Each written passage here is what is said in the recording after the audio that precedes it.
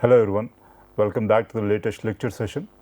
In the last session we have been discussing, or rather we just started discussing a problem in the context of waste being dumped into the river or canal, and you being, or rather we being asked to calculate at which particular distance will the dissolved oxygen be the minimum, right? And here what is the approach? First we understand that this is a plug flow reactor, right?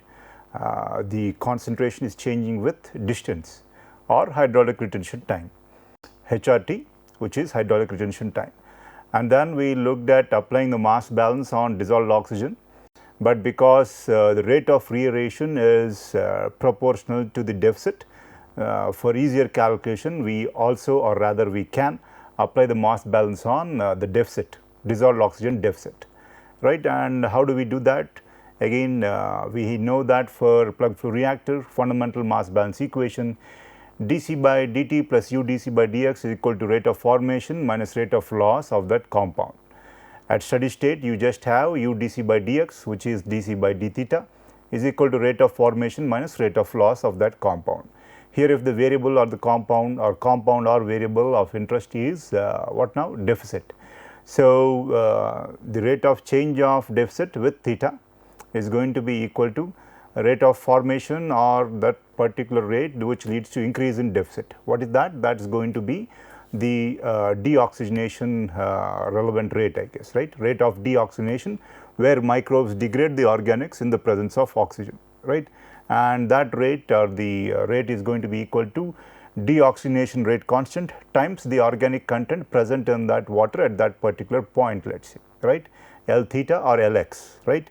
So, I guess rather than speaking it out loud here, let me go ahead and start discussing that aspect. So, what were we discussing? We were discussing that deficit change with respect to theta equal to rate of formation minus rate of loss.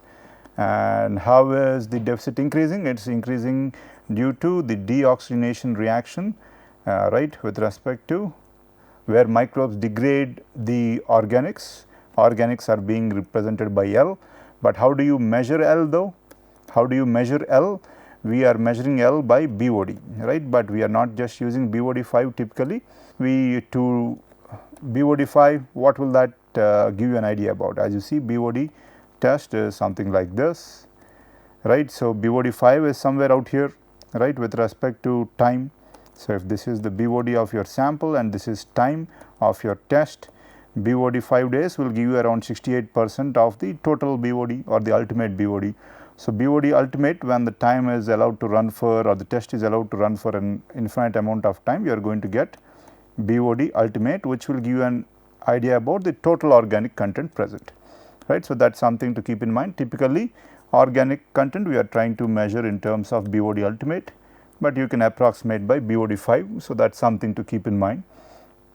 Again, rate of formation, it is Kd L theta, right. Formation sense, how is the deficit increasing?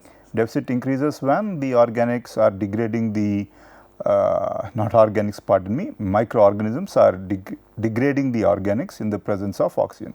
And how is the deficit decreasing? It is decreasing due to the rate of reaeration, right. This is when you have, what do we say, when the system tries to reach equilibrium between oxygen in the gaseous phase and oxygen in the aqueous phase, right. And Henry's constant will give you an idea about it, right, or Henry's law will give you an idea about the proportion of these two fractions or concentrations. But here we are concerned with the rate at which this rate of reaeration occurs. This is at equilibrium. When we say Henry's constant, obviously it is at equilibrium, but here we are concerned with the rate of reaeration, and looks like Kr, which again we have some empirical formula for it, right, and it is proportional to again deficit. The greater the deficit, obviously the greater the rate of reaeration, right. So, Kr times what is this? Deficit. Again, solving this, we ended up with the Streeter Phelps equation for deficit, right. And if I want to know the theta critical at which the deficit will be maximum, how do I do that, right? We are going to do this, and solving this, I guess you get that equation for theta critical, and substituting this into the equation for deficit which you already had, you can get the critical deficit or when the deficit is going to be the maximum, right. So, just simple aspects out here, nothing much to it, right. As I mentioned, you will be given this Streeter-Phelps equation, you will be given this theta c equation, you will be given typically the Kr, if not you will be asked to calculate, but with the empirical formula being given, right. That is the same case with Kd and Kr. So, if there is a change in temperature, obviously you need to correct for this or take into account this change in temperature with respect to Kd and Kr, because these are rate constants which are affected by the conditions out there, typically the temperature, right. So, that is pretty straightforward. Let us go ahead and look what we have out here. But one aspect is to calculate this L theta. How do you calculate that L theta though? L theta is nothing but L at x by u or L at x, right. What is the organic content at a particular point in space, right. If this is Haridwar and this is Roorkee and this is 0 to L. So, let us say at this point what is the organic content, what is the organic content at this point, and so on and so forth. And how can you measure L? L again plug flow reactor, right. dC by d theta is equal to rate of formation minus rate of loss, and here are the organics being formed? No, they are not. So, this is 0, but they are being lost. How are they being lost? By the microbes degrading the organic content, right. So, this equation for when I apply it for the organics left in the relevant what do we say plug flow reactor is nothing but, right, and from here you can calculate L theta, which will be equal to L naught, which is initial what do we say organic content, initial meaning at this point where the waste or where we started considering the control volume from, L naught into e power minus k d theta, right. So, this is how we go about it. So, in this context let us move on. So, we are going to determine the initial conditions. So, we need to determine the DO of the mixed. So, you have river water coming in, waste coming in, it is getting mixed out here and it is going out. So, the DO total DO coming in will be equal to the total DO going out, mass balance. So, that is what we have out here, and looks like the DO in this mixed stream is 6.85, right. So, let us understand that. So, this is the Q waste, DO of the waste, Q river, DO of the river, right, and here it is Q W and Q river, plus meaning this is Q mixture, right, just mass balance. So, we will get the DO of the mixture, fine. So, let us move on. So, deficit, because we are obviously looking at deficit, initial deficit is the what do we say oxygen that would be present in the solution if equilibrium was reached. So, that is 8.5, and here are DO saturation levels, I guess, and DO which was calculated. So, initial deficit is 1.6 milligram per liter, right, and then what next? And then initial conditions. When we say initial ultimate BOD concentration, what is this? It is nothing but the initial organic content present, right, L naught, right. Here we have Haridwar to Roorkee, river coming in, waste coming in, and this flowing out. We want to know what is the organic content after or right after mixing, which we are approximating obviously by this ultimate BOD, I guess, right. No need to say concentration, ultimate BOD, or okay, it looks like I made that clear here. Total organic content immediately after mixing of the waste and river, same case as DO, right. So, we can go forth from here. Let us see the value. So, the value is 6.75 milligram per liter, right. Again equivalent units of oxygen, that is something to keep in mind. So, first one is that saturation DO is given. So, we do not need to look it up, otherwise you will need to calculate or look it up. And the next one is ultimate BOD is given. So, sometimes I guess these are typical petty exam questions. Instead of BOD ultimate, BOD 5 days can be given. So, you will have to be able to calculate BOD ultimate either by saying that okay, BOD ultimate or BOD 5 days 68% of ultimate, or approximation, let us say. Typically this is one way, but that does not always work. But if you have the rate constant and ultimate, if you take it to be 20 days, time, you can calculate it too, right. So, let us move on. So, reaeration coefficient is also given. I think this Connor-Dublin what do we say equation, empirical equation, where you had the effect of u, which is the speed of the stream, and h, right. I think you had some relationship here, a function of u and h, right. Depth of the stream and speed of the stream was given. We do not need to look at that, no need to calculate from stream geometry, and we are assuming that this is at the stream temperature itself. So, we are not going to make any corrections with respect to temperature, and deoxygenation coefficient is also given. So, this is an error from my side. We are obviously not going to calculate deoxygenation coefficient from stream geometry, pardon me. So, we are assuming that it is at the stream temperature itself. So, we are not going to make any corrections with respect to the temperature. And then we were asked to calculate the critical hydraulic retention time, and as we know that when you solve this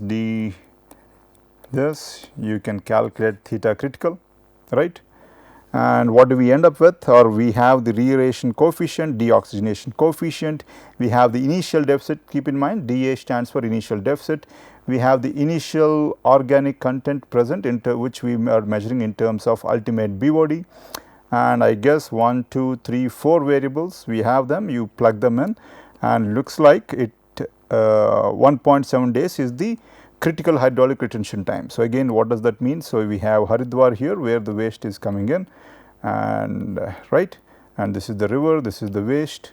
So, it takes hydraulic retention time of 1.7 days. Are we going to calculate the u, or x by u is 1.07 days.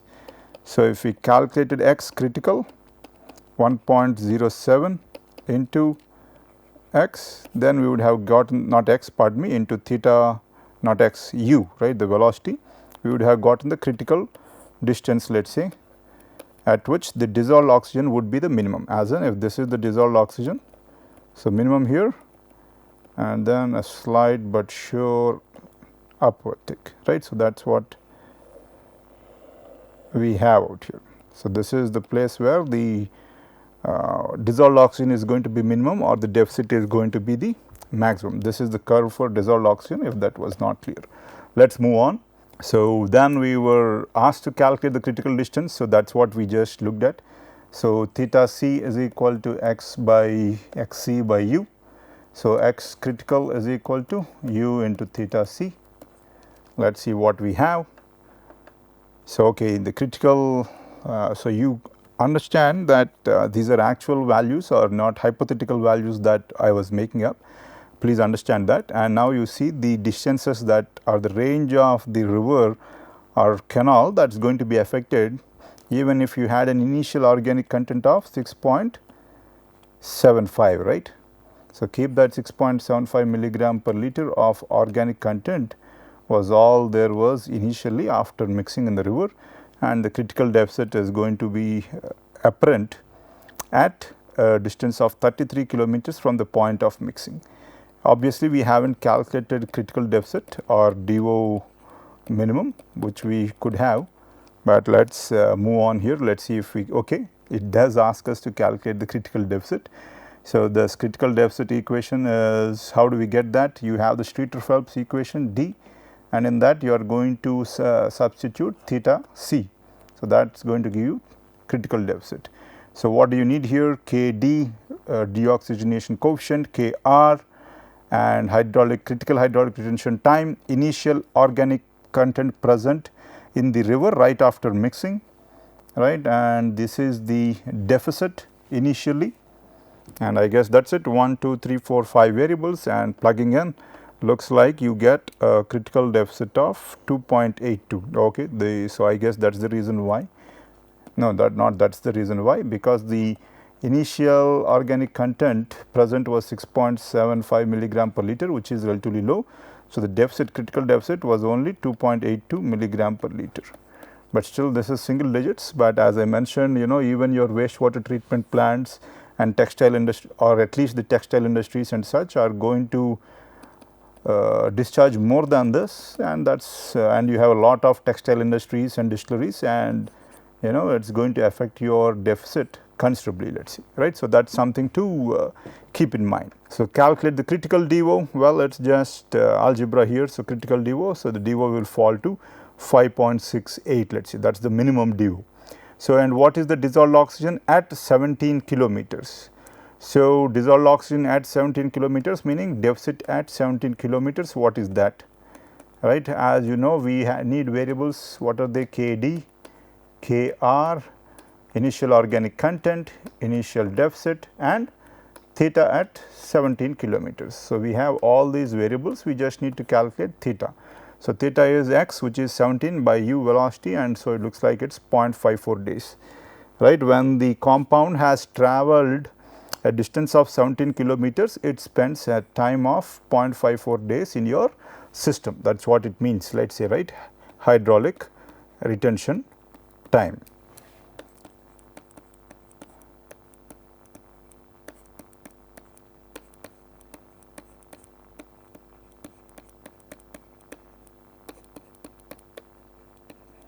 Fine. So, that is what it is. So, from that you get theta, and now you can plug this or these 5 variables into the relevant deficit equations. And what do we have? Okay. So, looks like what we have is the deficit at what is this? 17 kilometers is going to be equal to 2.42. So, the DO is going to be equal to 6.08 milligrams per liter at 17 kilometers, let us see. So, that is something to keep in mind.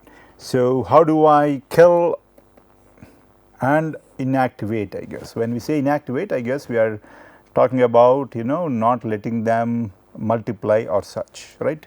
So, they can't grow or thrive anymore, right. How to kill or inactivate microorganisms, right.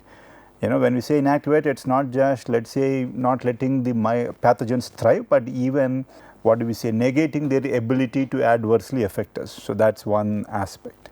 So, boiling of water, as we discussed, is very effective, but energy intensive. So, it can't be done on what do we say, large scale basis or in large scale, let us say. But certainly in large scale, we can irradiate the relevant solution with UV, typically UV at 254 nanometers, right, short wave, UVC. UVC, you should not call UV light, irradiation with UV. Efficacy they say is limited, but typically it serves the purpose. We will see why on the next slide, and it is relatively cheap, because again we will see why we say it is relatively cheap and convenient certainly. And the issue is that it requires clear water, as in you have photons coming in, lights, photons coming in, let us say, let me use this, photons coming in, and let us say if you have compounds that can absorb this photon, and the photon does not reach your target, which is the pathogen, let us see. Let us say there are many such scavengers, let me call them scavengers, and only one of many of your photons can reach the target. So, obviously, that is going to lead to uneconomical treatment, right. So, that is why we say that it requires clear water, obviously. Otherwise, the photons, UV photons will be absorbed by your what is the suspended matter or other content which can absorb the UV. So, other aspect widely used or most widely used in India, that is why let us say when they, again let me not jump ahead of myself, we have chemical disinfection by chlorine or chlorinated compounds, right. Chlorine, a strong oxidizing agent, it is very effective and leaves lasting residuals, which is good and bad, we will see why. It is cheap when in relatively low quantities, expensive when it is remarkably high quantities, let us say for example in Yamuna and such, and when we take the water from river Yamuna and such. For example, typical 100 MLD or 200 MLD plants, or let us say 150 million liter per day plants, let us say cost around 12 to 15 crore per year, crores of rupees per year. But the ones along Yamuna, which are by again which require remarkably high chlorination or disinfection by high chlorinated compounds, not high chlorinated compounds, by chloramines or chlorine, they cost around 40 to 50 crores per year, the maintenance, let us say. and the reason is that the organic content is so high that you need a lot of chlorine, which will react with not just the microorganisms, but with also the organic content. So, chlorine both with respect to the organic content and the microbes, let us see, right. So, when your organic content is high, you obviously need to add a lot of chlorine, and that is why it is going to be relatively expensive. But again, as we mentioned, chlorine leaves lasting residue. Its half life is relatively high in water. Why is that good? Because you have the distribution system, you have the huge water treatment plant here, and water is taken over many days, let us say, or at least hours, to your home now. And typically you can have bacterial regrowth in this pipeline, which is a major issue. And in India though, you have this sewer pipeline. Sewer means your waste, let us say, they typically are corroded and they leak into your water pipeline, let us say. Typically you have cross contamination from sewer network. So, if your water distribution network is contaminated by sewage and there is no residual oxidizing agent which can kill the microbes, then you are going to have contaminated water reaching you, even though it is being treated at the water treatment plant. So, that is an issue.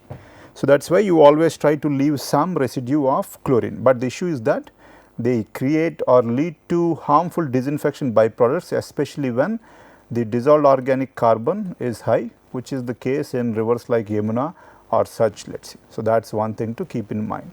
So, if you have high organic content, you will have what are called disinfection byproducts being formed, which are typically tri-halomethanes, right, CHCl3, CH2, Cl2, so on and so forth, let us say, or bromide, let us say, or Br minus or Cl minus being the halogens here, trihalomethanes, right. And the last aspect is chemical disinfection by ozone, which is the strongest disinfectant next to the hydroxyl radical, strongest oxidizing agent, right. Here UV, we damage the RNA of the virus or the DNA, here too I guess, but again cell wall, if it is the microbes, is going to be oxidized by the ozone here, same case as chlorine, let us say, self wall is going to be oxidized. It is very effective, but it is expensive to generate ozone. You need a corona discharge and ozone generator, but the issue is no residual left. But typically what people do is you ozonate and then add very little of chlorine. You add ozone, you degrade all the dissolved organic carbon, kill or inactivate all the microbes, and then add a little chlorine or chlorinated compound to see to it that you have some residuals, let us say, for residual oxygen, not oxygen oxidizing capacity, right. So, that is something to keep in mind. So, let us move on. I guess okay, the major aspect why I had this slide was that we dismissed boiling of water as being energy intensive, but if you remember, I think 25% of our infant population deaths are due to diarrhea and waterborne diseases. So, how do you get rid of that? So, just by boiling the water at home before drinking, one can decrease the incidence of diarrheal diseases, which is the major cause of deaths among our vulnerable population.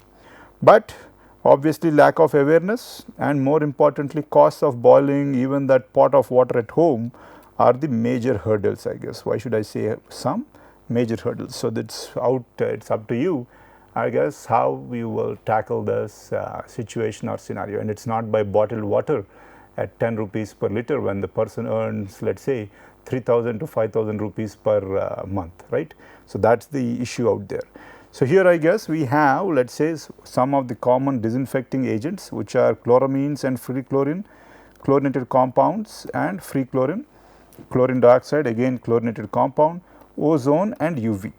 As you can see, you have different what do we say, kinds of pathogens out here, and here we have what do we say, the list of pathogens that can be killed or inactivated by that particular oxidizing agent or disinfecting agent, let us say, right. So, as you see here though, here we have the what can I say, a particular variable which will give you an idea about the extent of dose or such or concentration that is required, let us say. So, as you can see with a relatively small range, but again this is logarithmic scale, you can kill E. coli, poliovirus, giardia, which leads to or led to our particular diarrhea and so on and so forth. but for killing other kinds of pathogens, you need to have a wide range of dose. That is equally true even for free chlorine, right. So, that is why they typically add chlorine dioxide, as you can see even at low doses and such, it kills a relatively wider range, let us see, right. So, that is one reason why chlorine dioxide. So, obviously, the advantage, as you can see, is even with ozone at low doses you can kill most of the pathogens, but still, as we mentioned, ozone generating it is costly and still it is a wide range. Even at low doses you can kill E. coli and such, right. But the advantage with UV, which is what I typically look at, is even though it might not kill most of it, most of the pathogens, it kills most of the pathogens that we are concerned about, and more importantly the dosage required is pretty narrow, as in we do not need a wide range of dose requiring a lot of time in the reaction chamber. So, that is an advantage. So, again you have different advantages and disadvantages out here, right. So, that is something I wanted to point out. Let us move on. So, the last aspect I guess is thankfully nitrogen and phosphorus. So, again nitrogen, I take protein, right, amino acids and so on and so forth. I synthesize some, and if I am just a lazy fellow who takes a lot of protein thinking that that will lead to muscle growth and such, I am going to discharge that through my body. Where is that going to go through? To treatment plant if we have it. If not, it is going to go through the Ganga canal, right. IIT Roorkee has a treatment plant, yes, and does Roorkee have a treatment plant? Not yet. And do they have a sewerage network? Not yet. So, where is it all going to? To the Ganga canal and downstream and so on and so forth, or to other surface water bodies, right. So, phosphorus too in that way, different sources of food. Let us say we are going to have phosphorus being coming into the picture, and also fertilizers. I mean, if we are getting nitrogen and phosphorus, again the source is from plants, right. So, they too need source of nitrogen and phosphorus. So, ammonia, let us say urea and so on and so forth, you apply fertilizers, again sources of the relevant nutrients for plants too. Again, which with runoff, or when you have rainfall and runoff of this rainfall and this rainfall reaching ponds or rivers, you are going to have contamination of your surface water bodies with nitrogen and phosphorus. So, what is the issue? By themselves they might not be toxic to us, but let us see what it is that they cause. So, this is what we have. So, what do we have? This is from China, right, Qingdao, I guess, in 2013. The article is from here, Climate Central. So, we see people having fun at least on that day. So, what is this? This is algae. And how is this caused? This is caused when you have excessive nitrogen and phosphorus. Algae, how do they grow or thrive? You need carbon dioxide, which is usually present, you need H2O, right, which is also present, but they are missing these critical nutrients, nitrogen or phosphorus. Typically, if it is surface water bodies, inland surface water bodies, phosphorus is limited, but if it is in the ocean or along the coast, typically nitrogen is limited, let us say, right. So, if it is inland, phosphorus is the limiting nutrient typically. So, what happens? Again, let me just take you through a few more pictures. As I mentioned here, China's largest algal bloom turns the yellow sea green, right. You have an algal bloom, right. So, what next year? I guess here is the picture, which I guess we see the happy faces here, but here is the bigger picture here. China hit by largest ever algal bloom in 2013, as I mentioned. Again, different article. Now, you can see the extent of the issue or the problem. Though some people are having fun out here, you can see the thick mass of algal bloom. Obviously, it is along the coast, not outside, not far from the coast. Again, that is because you have the nutrients typically in rich supply along the coast, let us see. So, while it might look like fun, typically there are considerable, what do we say, algae or sections or types of algae which are toxic to the humans, let us see. The toxins are ingested by humans. So, I guess I am not sure what kind of algae this is. Other than that, that kills aquatic life. Again, we will see that. Let us look at, it's so looks like now, we are in a fight with China. Hopefully, that does not last too long and that sanity prevails on both sides. Yes, but right now people are not concerned about China, but again we should be concerned at least about ourselves. That means the whole world too.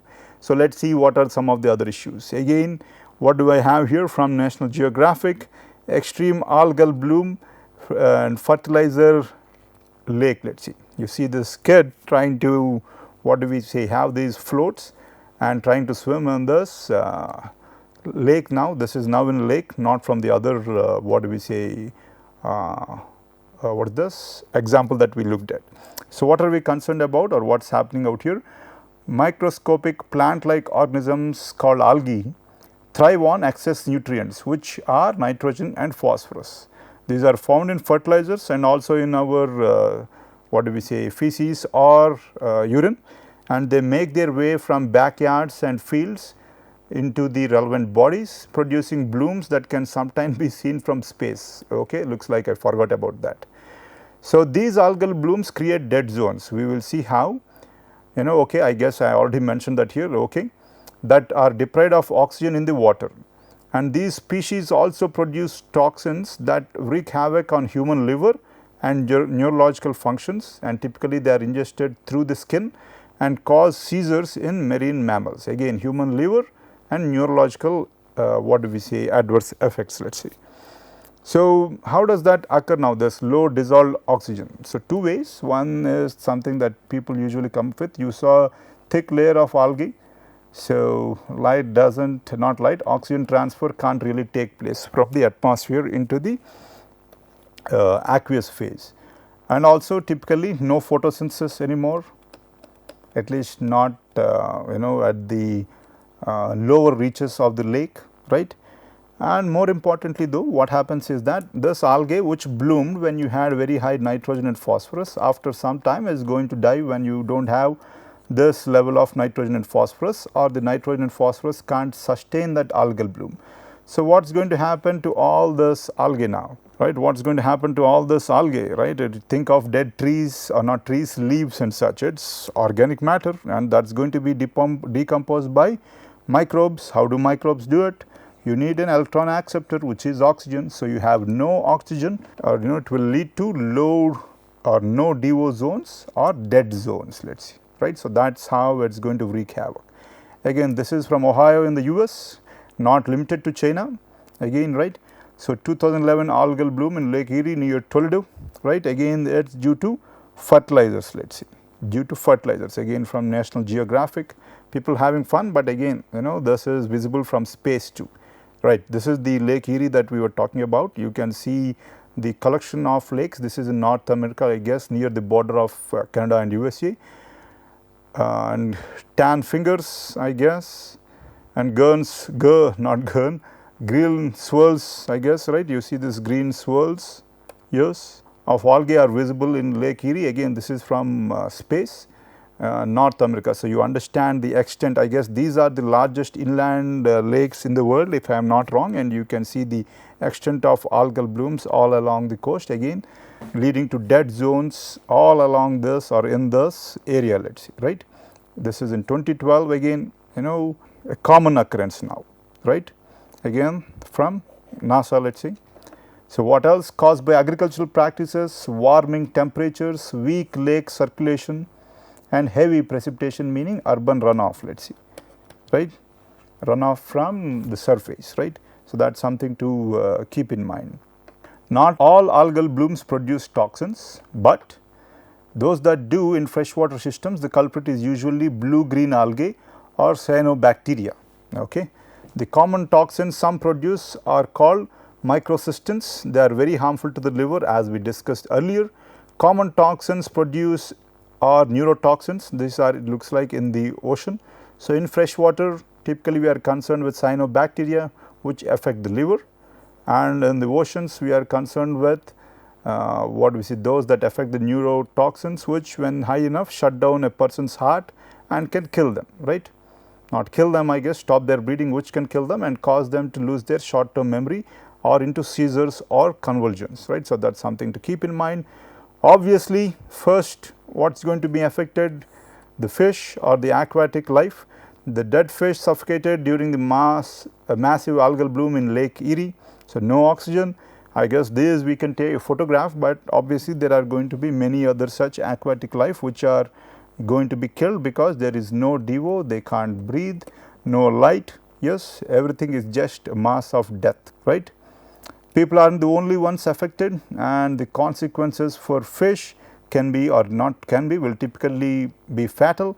If the blooms are thick enough, algae can get into their bodies or the gills, reducing their ability to take in oxygen and get rid of the waste. As we discussed, they create dead zones.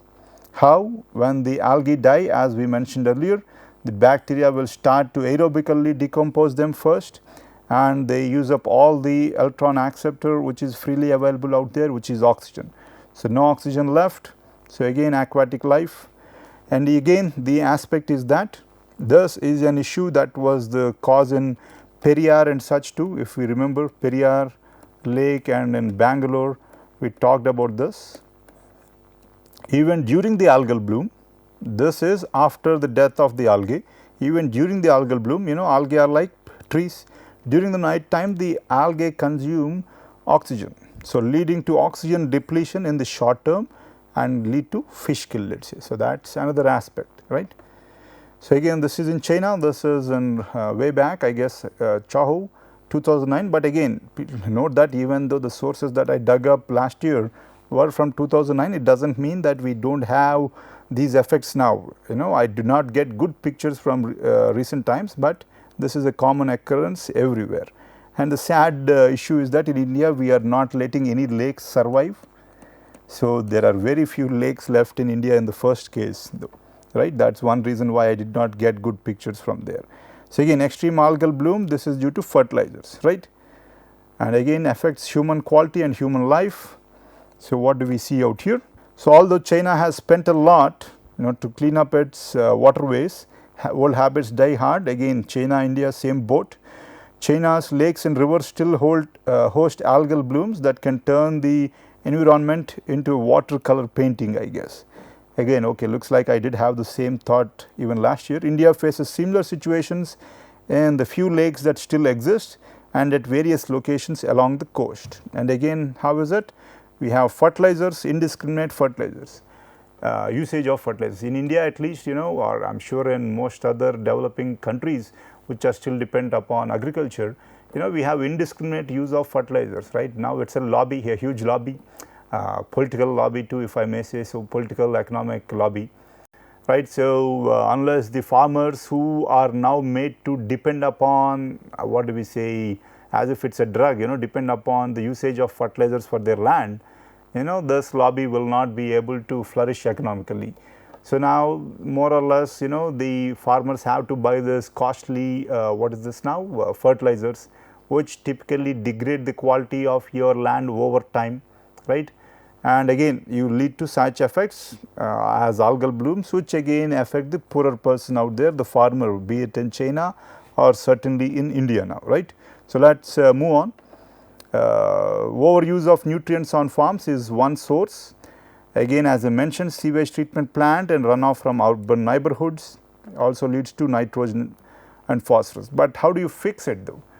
But here as you can see is that once you release it into the environment, there is no magic wand or no way you can get it back. Either you treat it by laying a sewerage network and then treating the water.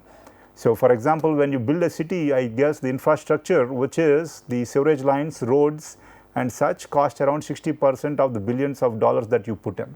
So, even the new capital in Andhra that they are trying to put in or looking at, Amravati, the major costs are roads, sewerage network and water network, because without this the population, though it can bloom in the short term, will have or face considerable issues, constraints, and then the city typically leads or experiences a slow death in economic activity. So, that is why if you want to have sustainable quality of life, what do we need?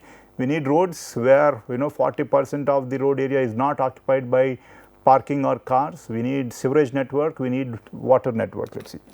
Again gentlemen, knowledgeable now. So, let us see what it is that you can hopefully do. So, there are no easy fixes for algal blooms, and sometimes people try to come up with these solutions short term again, which will lead to more problems. One aspect is that they tried to use copper sulfate. Copper kills the bacteria or not bacteria, algae, but obviously copper or those that kill other living beings are also going to be harmful to beings such as us, which is the humans, right.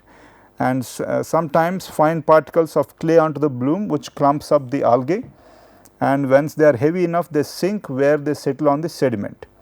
But here the issue seems to be that the toxic algae that spread out on surface and concentrating them on the bottom, right. So, that leads to a greater concentration of toxic algae at the bottom, killing life, what do we say, right, smothering bottom dwelling organisms due to these toxic materials. Anyway, all these are temporary because algal bloom, the next time there is another release of nitrogen and phosphorus, you can't keep thinking of dumping clay or copper, let us see. So, the only way out is education and prevention, that is something we are trying to do, right. So, let us see, and recognizing that what is wrong, this is a great aspect that I wanted to mention.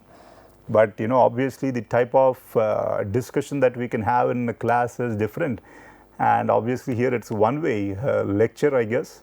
We typically want to have a discussion. Here I am just staring at empty seats and a camera, hoping that you do pay attention to those aspects which will affect your and your loved one's life, even though if you are here or in any country.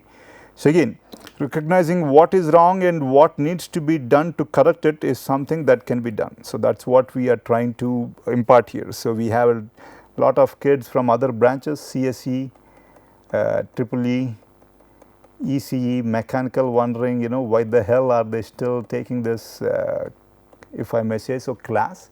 As I mentioned, it is just to see to it that all of us enjoy better quality of life in the generations to come. And the key aspect is that we hope that you play a role there. And I guess with that I am at the end of my session, and as usual I thank you for your patience. Thank you.